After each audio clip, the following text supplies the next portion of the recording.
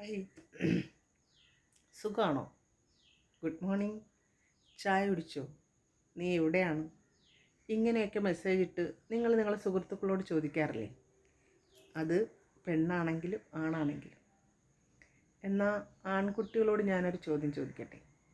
അതായത്, നിങ്ങൾ രാവിലെ വീട്ടിൽ നിന്നിറങ്ങി നിങ്ങളുടെ സുഹൃത്തിനോട്, അത് പെണ്ണിനോടാണെങ്കിലും ആണിനോടാണെങ്കിലും, ഗുഡ് മോർണിംഗ് പറയാറുണ്ട്, ചായ കുടിച്ചോ എന്ന് ചോദിക്കാറുണ്ട്, നിങ്ങൾ മറ്റു കാര്യങ്ങൾ അന്വേഷിക്കാറുണ്ട്. എന്നാൽ നിങ്ങളുടെ വീട്ടിൽ നിന്ന് നിങ്ങളുടെ കാര്യങ്ങളെല്ലാം നോക്കി രാവിലെ നിങ്ങളെ തിരിച്ചു വരവും കാത്തിരിക്കുന്ന ഒരാളില്ലേ വീട്ടിൽ? അവരോട് നിങ്ങൾ എത്ര സംസാരിക്കാറുണ്ട്? എത്ര മെസ്സേജുകൾ അയക്കാറുണ്ട്? എപ്പോഴൊക്കെ നിങ്ങളവരെ അന്വേഷിക്കാറുണ്ട്? നിങ്ങളവരെ അന്വേഷിക്കാറുണ്ട് എപ്പോഴാണെന്ന് ആലോചിച്ചിട്ടുണ്ടോ?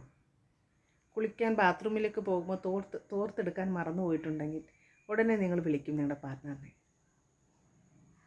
സോപ്പ് കണ്ടില്ലെങ്കിൽ ഉടനെ നിങ്ങൾ വിളിക്കും പാർട്ട്ണറിനെ.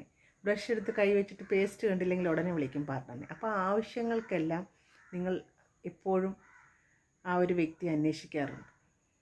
എന്നാൽ രാവിലെ നിങ്ങൾ ഇറങ്ങി ജോലിക്ക് പോകുന്നു, വൈകിട്ട് തിരിച്ച് വരവും കാത്ത് അവർ എന്തെല്ലാം പ്രതീക്ഷയോടെ, വളരെ കൊച്ചു കാര്യങ്ങളാണെങ്കിൽ പോലും നിങ്ങൾ വരുന്ന ഉടനെ അത് പറയണം എന്നുള്ള ഒരു മനസ്സോടുകൂടി ഇരിക്കും.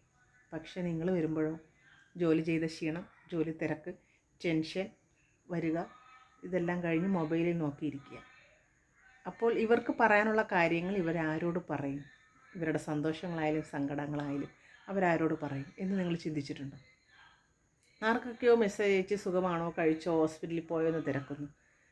അതുപോലെ ജസ്റ്റ് ആ പാവത്തിന് വേണ്ടിയിട്ടൊരു മെസ്സേജ് അയച്ചുകൂടെ? രാവിലെ ഒന്ന് വിളിച്ച് അന്വേഷിച്ചൂടെ നീ കഴിച്ചോ എന്ന്?